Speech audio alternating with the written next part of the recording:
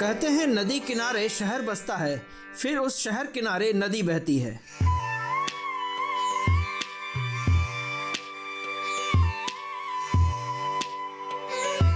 लेकिन एक शहर ऐसा है जिसके लिए साहित्यकार केदारनाथ सिंह ने कहा है, यह आधा जल में है, आधा मंत्र में, आधा फूल में है, आधा शव में, आधा नींद में है, आधा शंख में। अगर ध्यान से देखो तो यह आधा है और आधा नहीं है। यह शहर बनारस है। यहाँ की शाम मस्त है और सुबह खास है।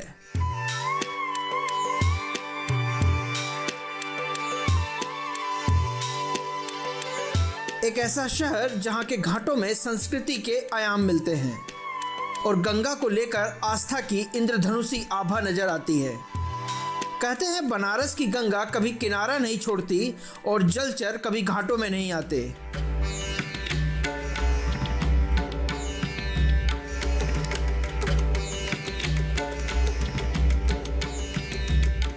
आज हम मौजूद हैं दुनिया के प्राचीनतम शहर काशी में। खान पान की यहाँ एक लंबी परंपरा रही है। यहाँ का स्वाद निराला है। यहाँ के किसान कुछ ऐसा उगा रहे हैं जिनकी तारीफ खुद प्रधानमंत्री ने की है। आज हम उसी कृषि की तकनीक को जानेंगे और उस स्वाद को समझने की कोशिश करेंगे।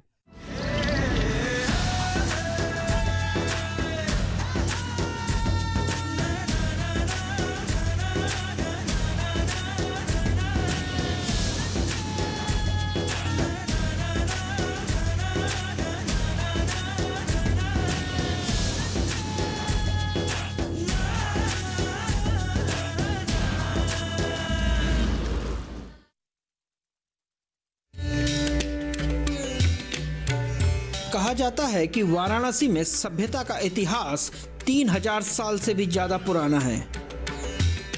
प्रसिद्ध अमेरिकी लेखक मार्क ट्वेन लिखते हैं, बनारस इतिहास से भी पुरातन है, परंपराओं से भी पुराना है, किंवदंतियों से भी प्राचीन है।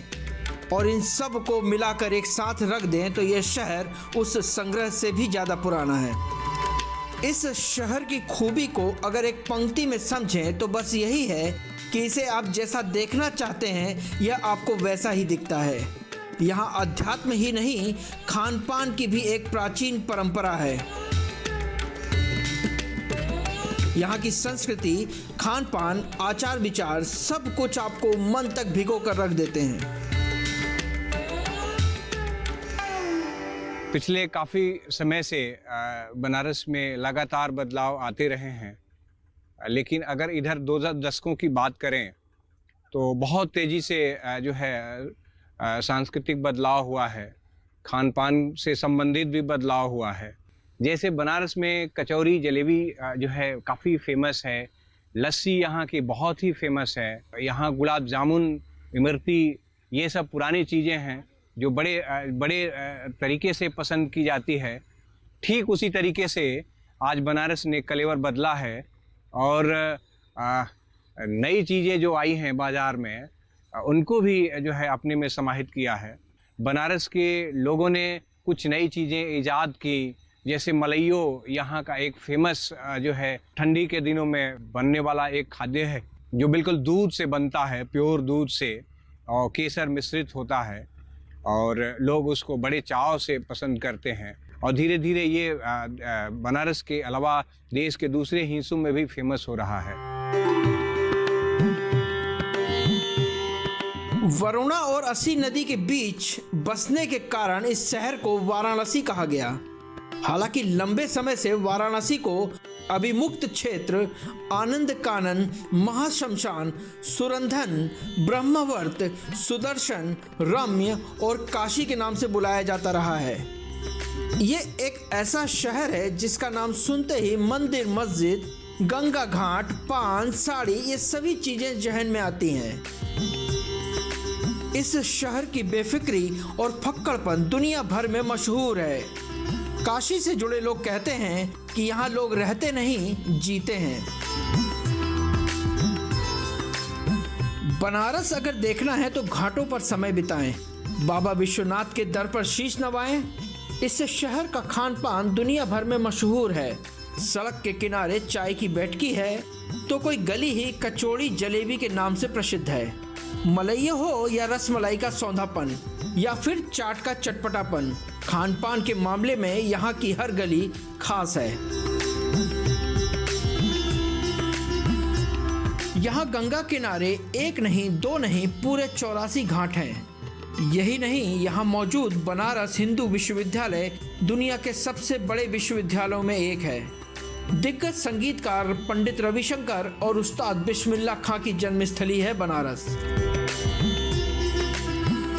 इस शहर की अपनी गति है।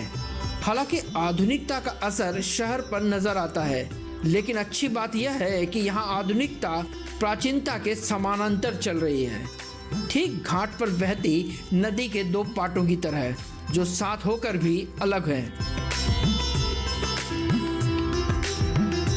कुल मिलाकर बनारस ने अपनी पहचान नहीं खोई है, नए को अपनाने में कोई आनाकानी भी नहीं की। ये बात यहाँ के किसानों में भी नजर आती है। वक्त है एक ब्रेक का। ब्रेक के बाद आपको एक ऐसे किसान से मिलवाएंगे जिनकी तारीफ खुद प्रधानमंत्री ने की है।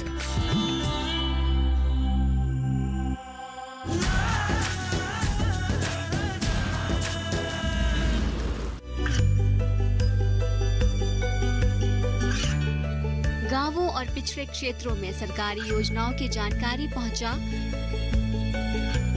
देश में कौशल और क्षमता विकास कर ग्रामीणों को सामाजिक बदलाव और विकास से जोड़ने की दूरदर्शन किसान की पहल चौपाल चर्चा देखें सोमवार से शुक्रवार सुबह 9 बजे।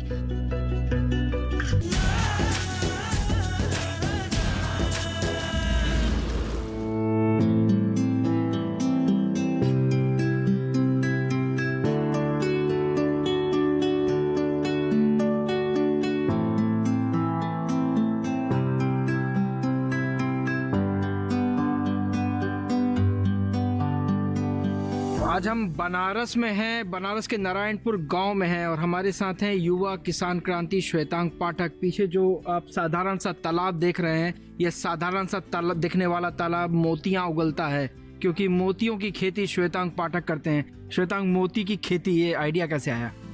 ये आइडिया मुझे अग्रिकाश के माध्यम से आया, और वो इसलिए आया कि कम जगह में कम लागत में ज़्यादा मुनाफा कैसे कमाएं। इसके लिए हमने मोती की खेती को एक बेहतर विकल्प के रूप में चुना, जिससे किसान भाई कम लागत में, कम जमीन में और कम पानी में 2 गुना से लेके 4 गुना तक मुनाफा कमा सकें, अपनी लागत का वो निकाल सकें, क्योंकि पारंपरिक कृषि से उनको उतना फ़ायदा नहीं हो पाता जितना वो एक्सपेक्ट करते हैं। ठीक है। तो इसलिए हमने मोती की खेती को चुना। और मोती के बारे में समझ लेते हैं। मोती की खेती की बात हो रही है तो मोती के बारे में समझना ज़रूरी है। मोती 3 प्रकार की होती हैं। पहली मोती है प्राकृतिक नेचुरल मोती, जो हमें मरीन से प्राप्त होती है। वो उसमें आकार प्रकार निर्धारित नहीं होता है। दूसरी मोती है वो आर्टिफिशियल है। आर्टिफिशियल मोती में रंग रूप आकार सब आपको मोती का मिलेगा, लेकिन वो मोती होती नहीं है। तीसरी एक कल्चर्ड पर्ल है, संवर्धित मोती। ये ह्यूमन के द्वारा डिसाइड होती है कि इसका आकार कैसा होगा, इसका प्रकार कैसा होगा। और इसमें टाइप्स की बात करें तो 3 हैं। डिज़ाइनर पर्ल है। आकृतिदार मोती बनने में लगभग 10 से 12 महीने का समय लगता है, और अर्धगोलाकार हाफ राउंड मोती बनने में लगभग 18 से 20 महीने का समय लगता है। और गोल मोती, जो सब लोग मोती के नाम पे जाते हैं, गोल मोती बनने में लगभग 2.5 साल से ऊपर का समय लगता है। 2.5 साल से 3 साढ़े 3 साल। आपसे पूरा मोती बनने का प्रक्रिया समझेंगे, ये कैसे काम करता है इसको समझेंगे पूरा। पर जो हमारे युवा किसान आपको देख रहे हैं, उनके लिए वो कैसे इसको अपना सकते हैं, कैसे इससे कुछ कमाई कर सकते हैं, इसका बाजार क्या है, ये कितना आसान है, ये थोड़ा सा बताइए कि कैसे किया जा सकता है। जी जरूर। ये जो हमारे हाथ में है, ये सीप आप देख रहे हैं, ये इसको फ्रेश वाटर पर्ल बोलते हैं। मीठे पानी की मोती है। ये जो हम कल्चरल मोती पे काम कर रहे हैं, ये मीठे पानी की मोती है। इसे हम पहले नदी, तालाब, नहरों, बंधों इत्यादि से इकट्ठा करते हैं। इकट्ठा करके आपके सामने आप ये पॉन्ड देख रहे होंगे, ये इसमें ला के स्टोर करते हैं। कहीं से भी आप सीपें लेके आएँ तो उनका अनुकूलन ज़रूरी है। उनको मिनिमम कम से कम 10 दिन तक अपने यहाँ के पानी में उनका एक्लिमेटाइजेशन ज़रूरी है। अगर हम एक्लिमेटाइजेशन नहीं करेंगे तो वो सीपें मरना शुरू हो जाएंगी। उनका एक्लिमेटाइजेशन करने के बाद फिर उनको उसमें से निकाल के और उनकी एक छोटी सर्जरी करके डिज़ाइनर जैसा मोती हमें चाहिए, हाफ राउंड चाहिए, गोल चाहिए, डिज़ाइनर चाहिए, वैसा न्यूक्लियस उनके अंदर इम्प्लांट करते हैं। और न्यूक्लियस करने के बाद फिर उनको 3 से 5 दिन तक हम एंटीबायोटिक के घोल में रखते हैं, जिससे उनके अंदर कोई इंजरी हो तो वो सही हो जाए। उसके बाद फिर उनको हम एक जाली में पैक करके मेन पॉन्ड, जहाँ पे हम मोती की खेती करना चाहते हैं, उसमें हैंग करते हैं। और पूरे 1 साल तक उनके भोजन की बात करें तो वो हरी काई खाती हैं। पूरे 1 साल तक उनको उनका भोजन के साथ और पानी का लेवल, अमोनिया, पीएच वगैरह वो चेक करते हुए उनकी देखरेख करते हैं। और देखरेख करने के बाद 1 साल के बाद हमारा मोती डिज़ाइनर मोती बन के तैयार होता है। मार्केट की बात करें तो काम शुरू करने के पहले ही हम एग्रीकल्चर टीम है, वो उतना उत्पादन नहीं है हमारे पास जितना वो डिमांड कर रहे हैं। वो पहले से ही बुक हो जाता है कि 5,000 मोती हमें चाहिए, 6,000 मोती हमें चाहिए। मतलब इसका बाजार अच्छा खासा है, बहुत अच्छा बाजार है। तो आपसे इसकी पूरी प्रक्रिया को हम समझेंगे। ये कितने पौंड से होकर गुजरता है? जैसे ये पौंड है, फिर दूसरे पौंड में जाता है। ये कितना एरिया चाहिए इसको, यदि कोई नए किसान भाई इसको अपनाना चाहे तो?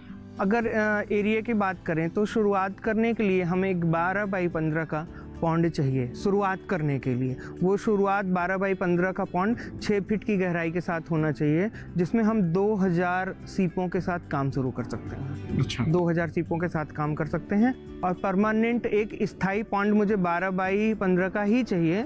और उसके बाद टेम्प्रोरी पौंड चाहिए 2 छोटे छोटे, जो कि 10 दिन बाद उनको फिर हटाए जा सकते हैं।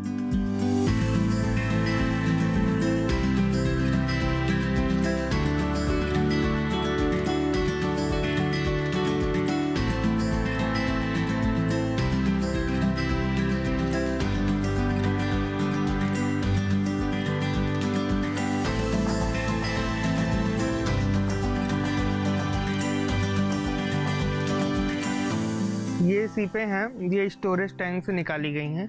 ग्राफ्टिंग के पहले इनको रेडी किया जा रहा है, इनकी ग्राफ्टिंग होनी है। इसके अलावा ये अंदर भी हैं, ये इनको एयर दे रहे हैं ऑक्सीजन के लिए।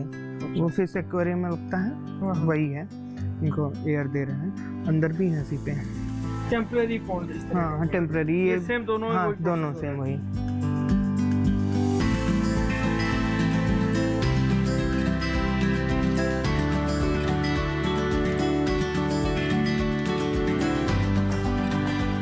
वाइट जो पैर इनका निकला है, जब ये पानी में जाती हैं तो वे पैर इतना बड़ा तक निकालती हैं। और जब इनको बहुत लोग को चलती हैं तो चलती नहीं है, ये हल्का सा सरकती हैं। उसी पैर के माध्यम से बस हल्का सा टर्न हो जाती हैं ये। अच्छा। बहुत तेजी से ऐसा नहीं है कि पानी में चलती हैं, चलती नहीं है, केवल हल्का सा सरकती हैं, अपनी अपनी जगह से दूसरी जगह पे चली जाती हैं।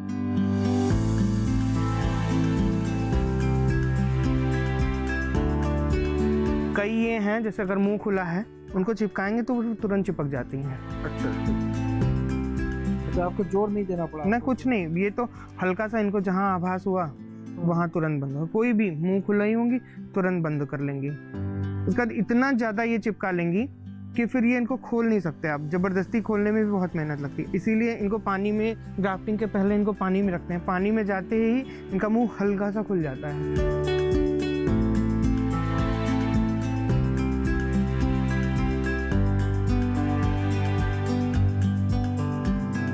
ये सीपें 2200 सीपें हैं जिनकी सर्जरी हो चुकी है।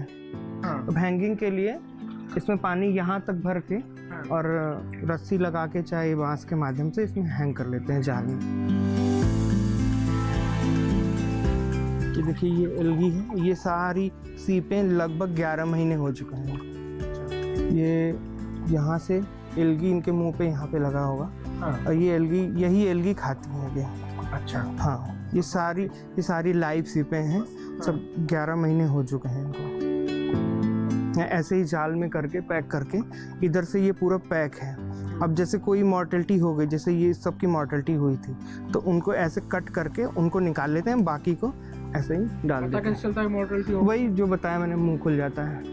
जब सीपें मर जाती हैं तो उनका मुंह खुल जाता है। और ठंडी के समय में जब पानी बहुत ज़्यादा ठंडा हो जाता है तो हमें फिर इसमें पानी गर्म करने के लिए हीटर लगाना पड़ता है। मतलब इसके अंदर कुल मिला के मैच्योर हो चुका है। हाँ, ये लगभग बात करें तो ये लगभग रेडी है मार्केट जाने के लिए। 20 दिन का समय इसी रूप में जाता है? नहीं, इसको खोल के इसका वो मांस निकाल लेते हैं बाहर। ये फाइनल 12 महीने तक ऐसे ही हैंग रहती हैं। सर्जरी होने के बाद दवा 3 दिन के दवा के बाद इनको ऐसे ही जाली में पैक करके हैंग कर दिया जाता है। और इनकी देखरेख में मेन वही है, इनकी मॉर्टेलिटी चेक करनी होती है।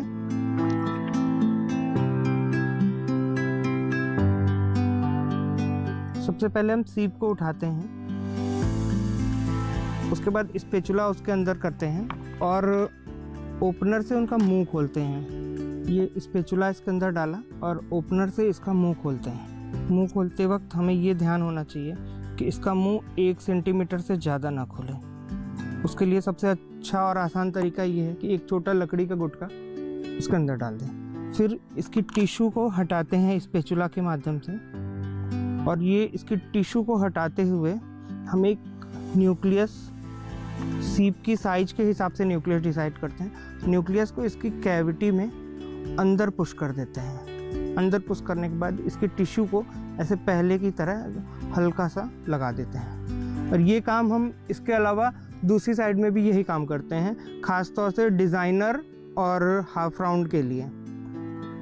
ये इसके टिश्यू को हटाते हुए न्यूक्लियस को इसके अंदर डाल के अंदर पुश कर देते हैं। और ये काम जितना जल्दी कर सकें उतना बेहतर है। उसके बाद फिर ये गुटके को हटा देते हैं और इसको फिर दूसरे बकेट में डाल देते हैं।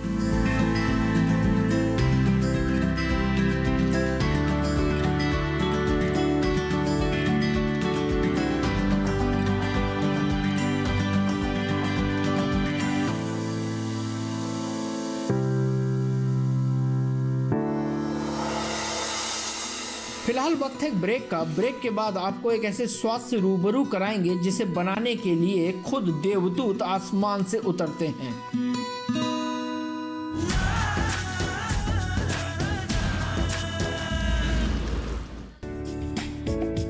ये कामयाबी है अन्नदाता की। ये कहानी है खेत और खलिहानों की। कैसे करें अपने पशुओं की देखभाल, जानिए गांव-गांव के किसानों का हाल। देखिए गांव किसान, सोमवार से शुक्रवार दोपहर 12 बजे सिर्फ डीडी किसान पर।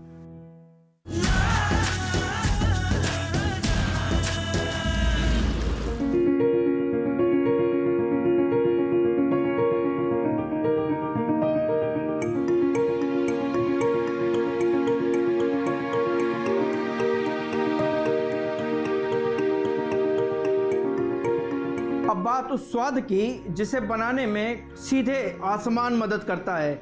आज बात मलइयों की।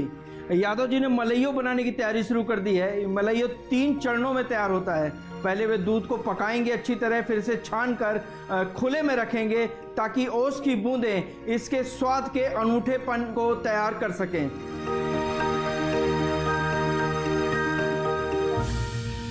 मलइयों को बनते देखने की मेरी उत्सुकता बढ़ती जा रही है, उससे ज़्यादा उसको खाने की मेरी उत्सुकता बढ़ती जा रही है। हमारे साथ मनोज यादव जी हैं जो हमें बताएंगे कि ये अद्भुत स्वाद कैसे तैयार होता है। मनोज जी।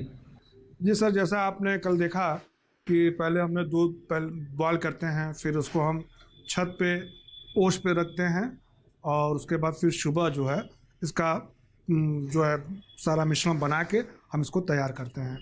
तो सर्वप्रथम पहले हम दूध को डालेंगे। दूध को इस कढ़ाई में डालेंगे जी,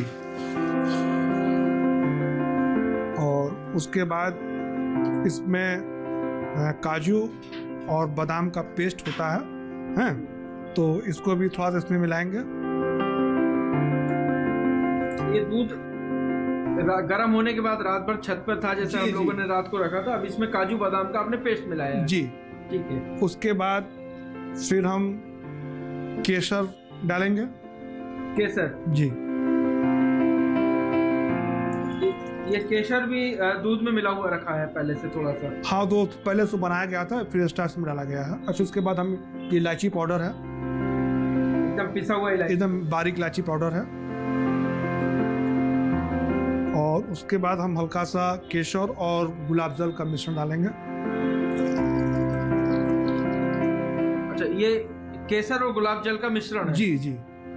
इसको आप तैयार करते हैं घर में? हाँ हाँ हाँ। उसके बाद फिर उसको अच्छी तरह से मिलाते हैं। इसमें थोड़ी जो पहले जो दूध पड़ा हुआ था सर, उसमें हमने थोड़ा सा चीनी मिला के उसको मिल्ट किया हुआ था। अच्छा, जो दूध, थोड़ा सा चीनी भी मिला हुआ है? चीनी मिठास के लिए हल्का मिलाते हैं। जो नीचे था तो उसमें मिला के उसको पूरा मिल्ट किया गया था।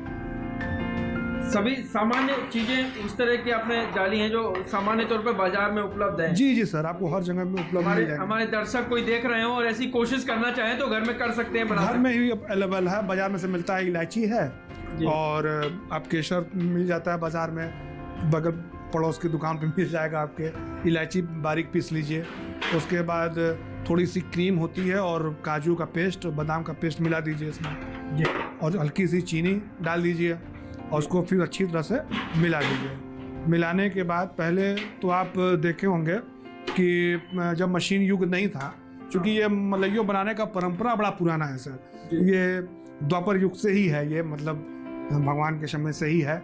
तो उस वक्त मशीन वगैरह नहीं हुआ करती थी। हाँ। तो लोग हाथ से ही बनाते थे और ये लकड़ी का मथनी होता था सर, देखिए इस टाइप का। तो इसको उसमें डाल के फिर बड़े बड़े बड़े मटके होते थे, आप देखे होंगे कैसे रस्से से, तो उस टाइप से। तो इसको पहले डाल के देखिए ऐसे मथते थे उसको। ऊपर बबल्स आ रहे हैं सर धीरे धीरे, और ये बबल्स को हल्के से फिर उसको मांजते रहते हैं, बबल्स निकलते रहते हैं, ऐसे ऐसे करते रहते हैं। तो काफ़ी समय लग जाता था, तो इसलिए उसको धीरे धीरे धीरे धीरे अब समय बदलता गया, फिर मशीन युग आ गई तो लोग मशीन से भी काम करने लगे। अब इससे फर्क पड़ता है, मतलब ये इससे कई पीढ़ियों से आप हैं, पहले हाथ से आपके पिताजी आप बनाया करते थे, अब मशीन से बन रहा है, क्या स्वाद में थोड़ा सा फर्क पड़ा है या नहीं पड़ा है? नहीं, स्वाद में कोई फर्क नहीं पड़ा है, स्वाद तो वैसा ही है। और खान पान चूँकि ये बदलता है, समय के साथ खान पान बदलता चला गया, तो हल्का फुल्का तो स्वाद में चेंजिंग आ ही जाती है। देखिए मशीन से करने पे झाग पूरा इसका निकल रहा है। अब आगे क्या करेंगे जो इसका? सर अब ये बनता रहेगा, अभी इसको हम करीब 10 से 15 मिनट तक इसको हम चलाएंगे। ये एक तरह से मशीन इसको मथ रही है और ये पूरा झाग आप देख रहे हैं कि झाग चारों तरफ जमा होता जा रहा है। ये झाग तो बैठ जाएगा टाइम के बाद, जैसे साबुन का झाग बैठ जाता है? नहीं सर, ये झाग बैठता जो जरूर है, लेकिन इतना जल्दी नहीं बैठता है।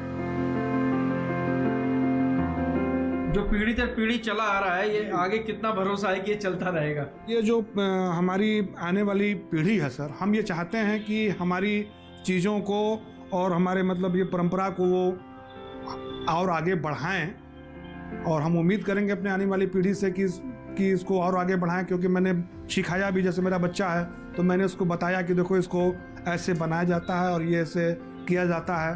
क्योंकि अब जनरेशन चेंज होती चली जा रही है, वो नई नई चीज़ों पे फोकस कर रहे हैं, पुराने चीज़ों को लोग छोड़ रहे हैं। तो लेकिन हम ये अपने बच्चों को बताया है कि देखो आप पुराने चीज़ों को ना छोड़ो, नए चीज़ों को ज़रूर आप फॉलो करो, लेकिन पुराने चीज़ों को मद्देनज़र रखते हुए। यही तो बनारस की खूबसूरती है, यहाँ प्राचीनता और आधुनिकता का संगम है। जी जी, इसीलिए ये बनारस है। जी जी, इसीलिए ये बनारस है।